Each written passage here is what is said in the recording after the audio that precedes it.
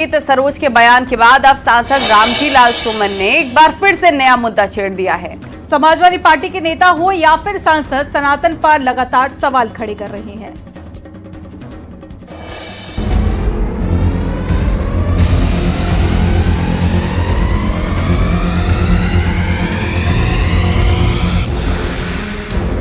सपा सांसद रामजी लाल सुमन एक बार फिर अपने बयानों से चर्चा में है।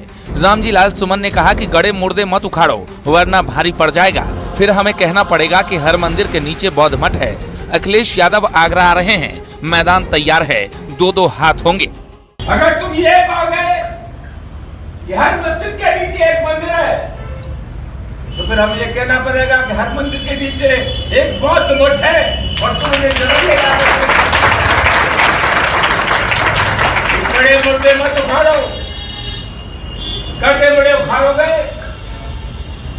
भारी पड़ जाएगा। इस समय में समाजवादी पार्टी के राष्ट्रीय अध्यक्ष श्री अखिलेश यादव की 19 अप्रैल को आ रहे, लड़ाई का मैदान तैयार होगा, दो हाथ होंगे, 10% लोग हैं और दूसरी तरफ सामाजिक न्याय की 90% शक्तियां हैं।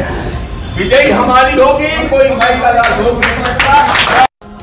विवादों में आने वाले एसपी सांसद रामजी लाल सुमन ने अब अपने बयानों पर सफाई दी है। उन्होंने कहा कि हमारा मकसद हिंसा फैलाना नहीं है। और जहां तक के मेरे बयान का सवाल है, कहा गया कि साहब दो हाथ हो जाए। दो हाथ का मतलब क्या है? दो हाथ का मतलब पॉलिटिकल पार्टीज में जो लड़ाई होती है, वो लड़ाई वैचारिक होती है। कोई फौज की लड़ाई थोड़ी है, ये शस्त्रों की लड़ाई थोड़ी है। तो मैंने कहा था वैचारिक लड़ाई 17 तारीख को 19 तारीख को पार्टी के राष्ट्रीय अध्यक्ष अखिलेश यादव जी आ रहे, और जब मुझसे सवाल पूछा गया क्या करेंगे, मैंने कहा राजनीतिक पार्टियों में पार्टी के राष्ट्रीय अध्यक्ष होता है, राष्ट्रीय कार्यकारिणी होती है, संसदीय बोर्ड होता है, तो भविष्य की रूपरेखा मिलकर के तय करेंगे। हमारा मकसद कोई तनाव पैदा कर नहीं है, वातावरण को हिंसा का वातावरण बनाना नहीं है। हमारा कोशिश है सामाजिक सद्भाव पैदा हो, लोग प्यार और मोहब्बत से रहें।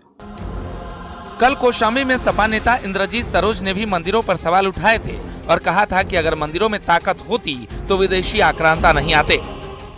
अगर भारत के मंदिरों में ताकत होती तो मोहम्मद बिन कासिम आया होता। भारत के मंदिरों में ताकत होती तो महमूद गजनवी आया होता।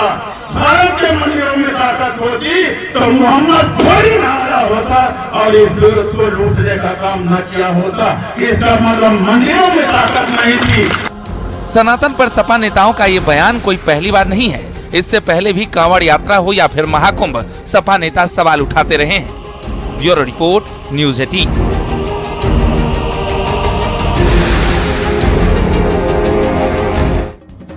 सपा सांसद रामजी लाल सुमन के मंदिर वाले विवादित बयान पर सियासी संग्राम जारी है और इसी बीच में अखिलेश यादव का बयान भी सामने आया। अखिलेश यादव ने कहा कि उन्होंने रामजी लाल सुमन का बयान नहीं सुना है। इतिहास को इतिहास ही रहने दो, इतिहास के पन्ने मत पलटो। मैं पार्टी में कहूंगा कि कोई भी सवाल इतिहास से जुड़ा नहीं कहा जाए, क्योंकि कई बार इतिहास में न जाने कैसी कैसी बातें हैं। अभी सुनने में आ रहा है कि इतिहास के पन्ने लोग पलट रहे हैं। जब से रामजी लाल सुमन जी ने कहा, आप देखिए गूगल पे, आप देखिए चैट जीपीटी पे, लोग जानना चाहते हैं इतिहास क्या है, तो इतिहास जानने लगे हैं लोग। मैं ये चाहता हूँ इतिहास की बातें अगर हमें अच्छा रास्ता न दिखा सकें, हमें कोई पॉजिटिव रास्ते पे न ले जा सकें, हमें सकारात्मक दिशा न दे सकें, तो इतिहास को इतिहास ही रहने देना चाहिए, इतिहास पे चर्चा नहीं करनी चाहिए। मैंने कहा इतिहास को इतिहास रहने दो, जो इतिहास हमें आपके बीच में खाई पैदा करे उस इतिहास के बारे में नहीं जानना। अब मान लीजिए मीरा ने जो भजन गाया वो नुसरत फतेह अली खान ने गजल में गा दिया, तब कहाँ पकड़ोगे? नुसरत अली खान साहब को पकड़ोगे क्या या मीरा जी को पकड़ोगे? पश्चिम बंगाल के मुर्शिदाबाद हिंसा पर योगी ने कड़ा प्रहार किया, बताया कि दंगाइयों का इलाज डंडा है। और सीएम योगी ने आगे कहा कि लातों के भूत बातों से नहीं मानते।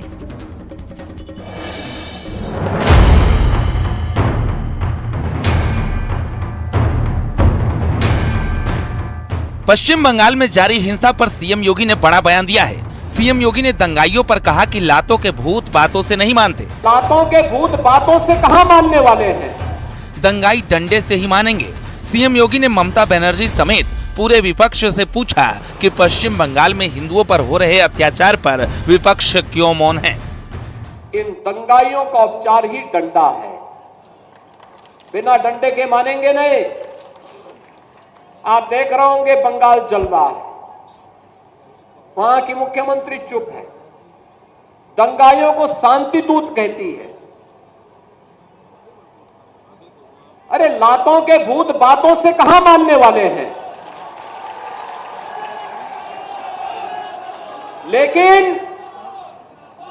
सेकुलरिज्म के नाम पर इन लोगों ने दंगाइयों को दंगा करने की पूरी छूट दे रखी है।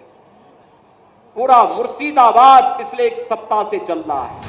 एक तरफ जहां बंगाल में कानून व्यवस्था पर सवाल उठ रहे हैं, तो वहीं आम लोग ममता बनर्जी को अब सीएम योगी आदित्यनाथ से सीखने की नसीहत दे रहे हैं। जैसे सीएम योगी आदित्यनाथ के राज में यूपी में अब कोई भी दंगाई पत्थर उठाने की हिम्मत नहीं करते।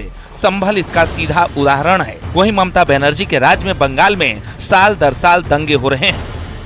दरअसल वक्फ कानून बनने के बाद पश्चिम बंगाल में लगातार हिंसा जारी है। पहले मुर्शिदाबाद और अब दक्षिण 24 परगना में आगजनी की गई है। हिंसा के बीच बंगाल में कानून व्यवस्था पर सवाल उठने शुरू हो गए हैं।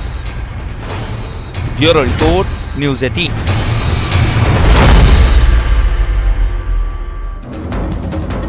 बंगाल में दंगे पर अखिलेश यादव का बयान सामने आया। अखिलेश यादव ने बीजेपी पर हमला किया। अखिलेश यादव ने कहा, वहां जो भी हो रहा है बीजेपी करवा रही है, हम ममता बनर्जी के साथ हैं।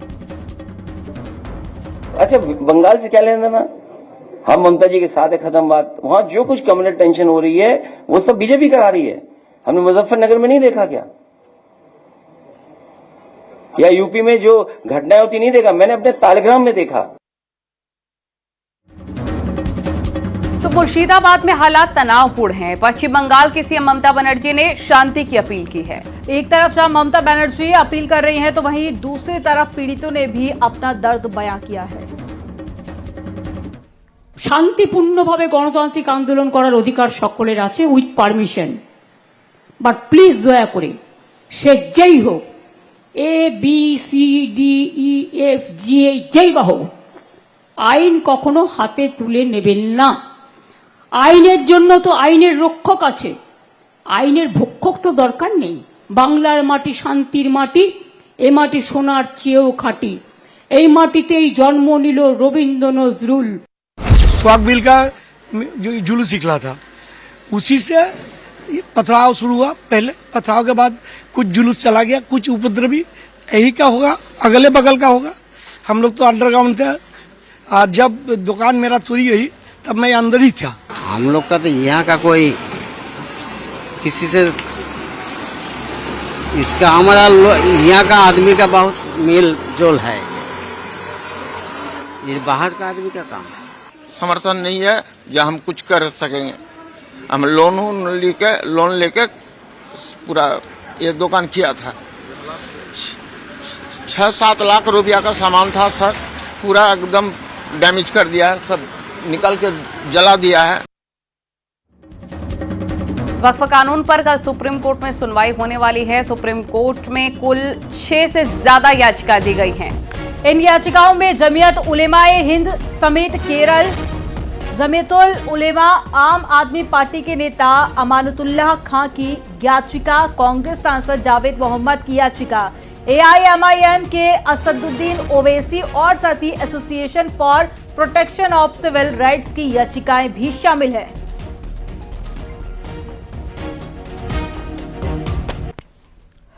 वक्फ कानून पर दिए गए कांग्रेस नेता राशिद अल्वी के बयान पर नई सियासत शुरू हो गई है। अल्वी ने कानून को जबरन हमला करने वाला बताया है। तो दूसरी तरफ सरकार लगातार वक्फ कानून को मुसलमानों का हितैषी बता रखी है।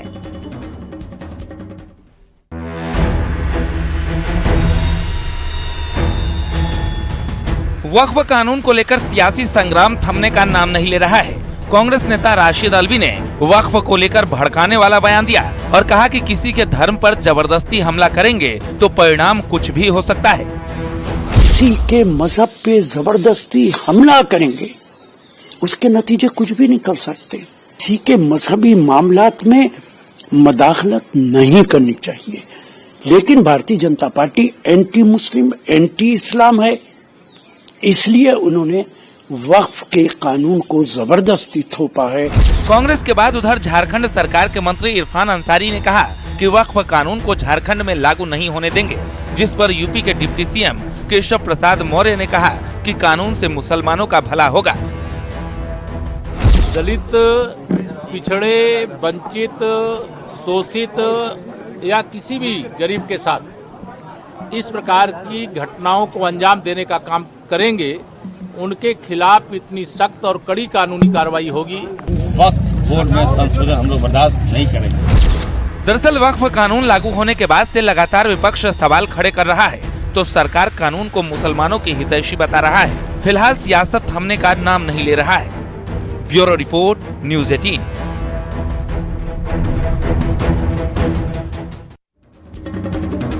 और यहाँ रुकेंगे छोटे से ब्रेक के लिए। आप देखते रहिए न्यूज़ 18।